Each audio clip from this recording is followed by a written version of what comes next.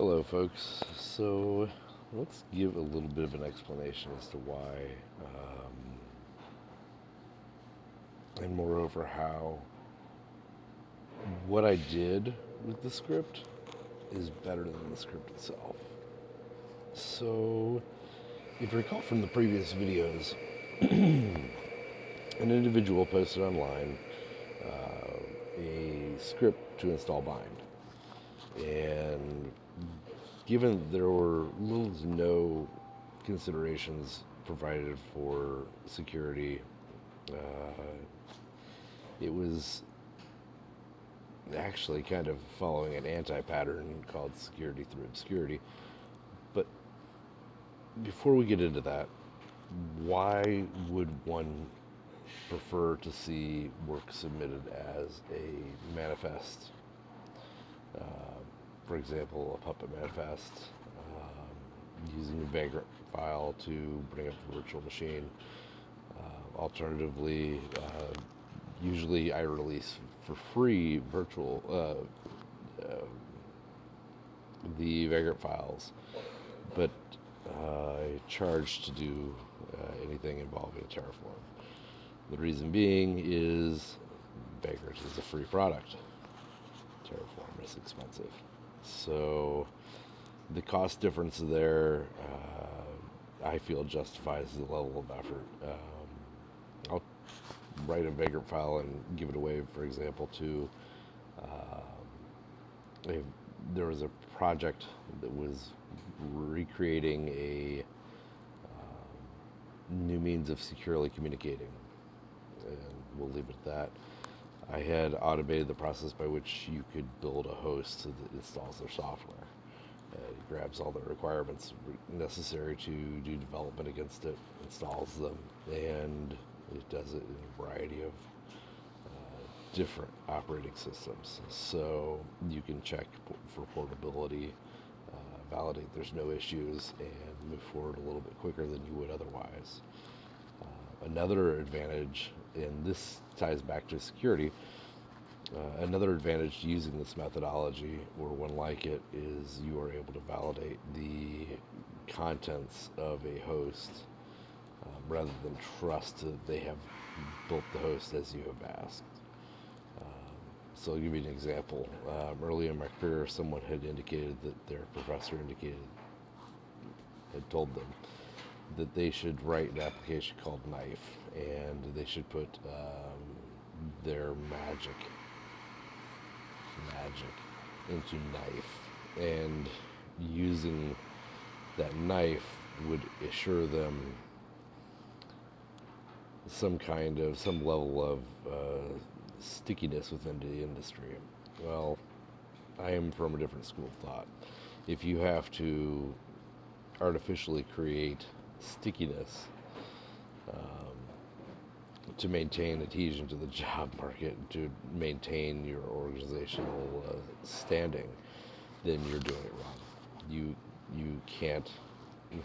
It's almost fraud in my eyes. So that is the anti-pattern. Creating an esoteric script that's difficult to follow, write it in Bash, something that doesn't really read very easily, and or Perl, something of that nature, and make it very, very convoluted. The correct pattern is to, if you're trying to build a bind server, a DNS server, or something along those lines, the correct solution is to make a manifest of some nature. I don't care if you're using Salt or Ansible or any variety of these tools. There's many out there. I use Puppet. Puppet works really well for me. The requirements are fairly minimal to get it installed. Puppet apply run, done manually, will validate the host is in compliance with that manifest, and you could rerun the Puppet apply command at any time to make sure that host is still in compliance with the manifest. So why would we manifest things? Similar to a truck driver loading a truck. that he's responsible for the contents of. You want to make sure that what's on the truck is what you are expected to have in your possession, and vice versa. The organization that's entrusting you with their goods certainly would like to know that you are being responsible, that you have the specified items on the truck, and that they are going to where they're supposed to be going. Similarly, when you are onboarding new employees, eliminating employees, you want to be certain that you have a level of reproducibility there. And if you're just allowing folks to wing scripts at your infrastructure, you're not meeting the de minimis requirements for due diligence. You're not actually providing the ability of your organization to move forward without that individual. So that's very scary as an employer. That is truly the anti-pattern, and that's generally speaking how the industry had worked up until the early 2000s. So I'm telling you that story to tell you this story. So the proper way, and the only way I accept work, is to see a manifest of the contents of the script. What is going into, a manifest of the contents of the configuration file. I want to see what is going into the environment. I want to know exactly what the parameters are that you're specifying. I want to be able to make it reproducible, and ideally it should be something that I can pull down and run locally on my laptop here, or on a variety of hosted services. For example, I could use Vagrant to spin up a host locally, or I could spin up a host in say DigitalOcean or Amazon Web Services. A variety of providers are available for Vagrant. So you specify the provider that you would like to see. You specify the configuration you'd like to see. You specify the operating system that you'd like to use. And should something arise, should the need arise, you can use a different operating system in the future. For example, the script that I pulled apart the other night had the SSH service being run on an alternate port, which is definition of security through obscurity. They can make a variety of arguments that would indicate that they have the upper hand in security by moving the port around, but regardless of their thought process, the pattern is an anti-pattern. It is the definition of obscuring what you're doing and calling it security. We don't do that. The other thing we don't do is we don't hide behind bash scripting or difficult to port solutions. So in essence, what you do when you create a manifest and you create a specification for pushing that manifest out is you ease the process of maintenance, and you also facilitate security. What I mean by that is now I, the security auditor, have the luxury of pulling down your manifests into a local environment. Provided I have sufficient resources, I can bring those hosts up. I can start running utilities against those hosts, and I can validate the security posture of the application as deployed. In the before time, when the anti-pattern ruled, we would be loath to allow someone to test an application in production. There's a lot of resentment and negative feeling because there can often be significant impact to the infrastructure if, for example, a penetration tester is not performing accurately. Their job, they're not being cognizant of the effects of the testing upon the infrastructure.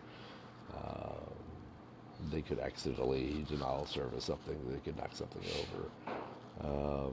Another example is if you wanted to potentially improve your software and you gave the manifest to me to be able to review, I could spin them up and I could have little to no challenge actually providing the uh, the exploitation of the host. Oftentimes, when we're penetration testing a production environment, we don't have the luxury of exploiting hosts. That's often a no-go, unless you're doing a red team engagement, in which case ideally your software development lifecycle is sufficiently advanced to allow yourself the leeway to allow for an attacker to exploit infrastructure. So, in essence, a script is a one-off jig for tooling. The manifest utilizes tooling itself to provide reproducible results. Ideally, they're idempotent, which means the process is repeatable, and every time you repeat the process, we have the same outcome. Predictable outcomes means we are able to improve or iterate upon where we're at. If we're running a script to produce reproducible output, we're highly dependent upon the script's runtime, the runtime environment for the script, the infrastructure that the script is run upon. And when we do something like build a host and run a script against it in a one-off fashion, that's something that I would consider a work of art. You're painting the Mona Lisa. And every time you need another host doing the same thing, you're paying hours of time and energy to have another reproduction made. These are original works of art. If you aren't using scripting and you're going through and manually doing the installation of your tool set, there's a certain cost reward equation that works in your favor if you take the time to understand automation, use it effectively, and produce output that is reproducible. So when I go through the process of building a host using Vagrant or Terraform and specify a manifest, I now have the ability to make more of those hosts, and they are no longer a work of art. They are specific to the task, yes, but they are generally speaking going to be much easier to read, easier to follow. Maintainable is a word that comes to mind, and reproducible. So when I'm gone from the organization, those manifests are still very capable of being read. Another benefit, regardless of the tooling that you're using, to producing a manifest versus writing a script, is the debugging overhead for script is about the same as the debugging effort and overhead for the manifest. In other words, you are wasting your time by writing scripting. You're not wasting your time by writing a manifest. You are producing a reproducible result, and the effects can be manyfold. For example, if you watched my video of me taking apart a script that an individual had written and just trying to get it running, and the time it took me to get that script running and debugged I had produced from first principles a environment and a manifest, and the environment itself, specified a vagrant, could be changed. We could implement Red Hat Enterprise Linux, and we were using Ubuntu, we could move to Debian. And regardless, because I selected a module from the Puppet Forge that was reproducible or produced reproducible effects for all of the infrastructures that I listed, it's portable. So when the business moves, the software that we have used to underpin it has not. So with that, I'm going to go get my cup of coffee. It's 7:27 here on the East Coast.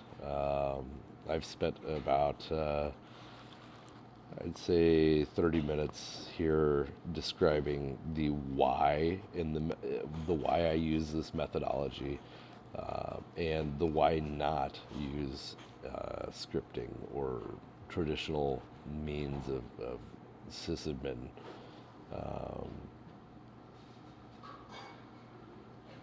One-off automation, let's call it that. One-off scripting and creating my own tooling rather than picking up something that someone else has used, that someone else in the community has invested time and effort into, someone else has vetted. Now I can move faster, and I can move on to the next step, which is over the next series of videos, I will be penetration testing that very environment that we stood up, and I'm gonna test both of them and provide the results. So it should be quite interesting. We should be able to reveal a number of observations.